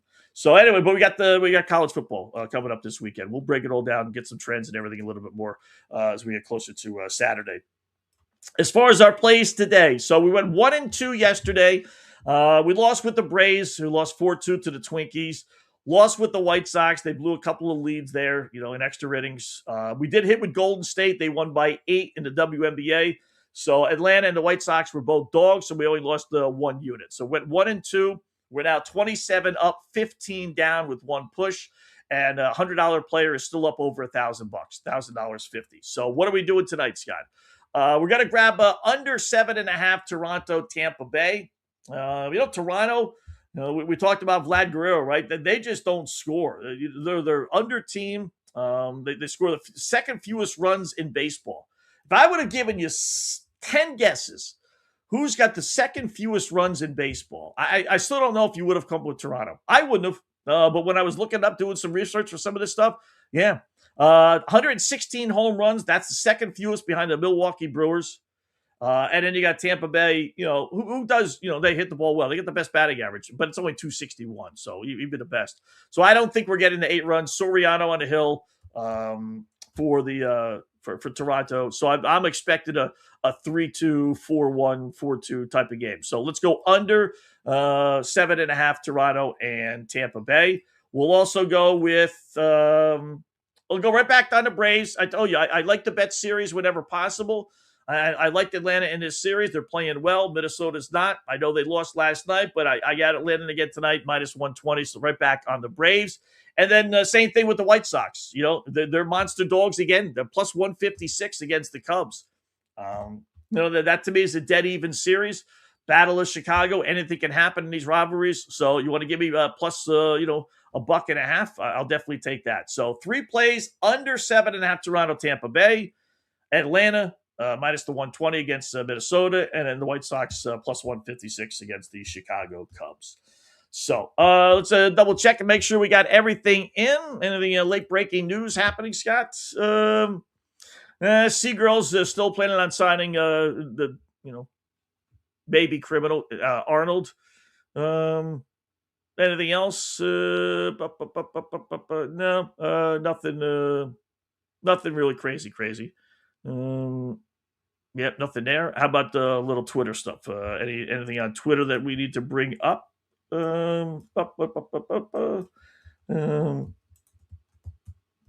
Let's see. Goofy John Harbaugh or Jim Harbaugh. John's not too goofy. Jim is just he's weird. Just weird. More fights in the stands. That's going to be the big thing now. To just throwing punches, throwing haymakers in the stands. Von Miller spoke. No, that's about it. That's really it. And then any emails from the folks? Go to my inbox. I know there were a couple, but nothing urgent.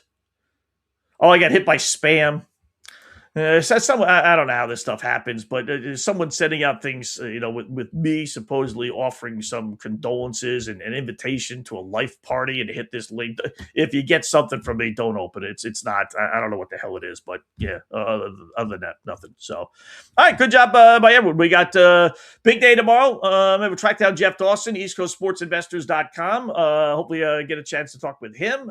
We got Nick Hamady maybe coming up tomorrow as well. A little WNBA. We got a full slate of games later on tonight. So that, and we'll preview more NFL stuff. We'll do the wide receivers like we did the quarterbacks today. We'll look at the wide receivers and throw out 4 or 5 picks for you guys to play for our season plays. Should be a lot of fun. So enjoy the rest of your Tuesday.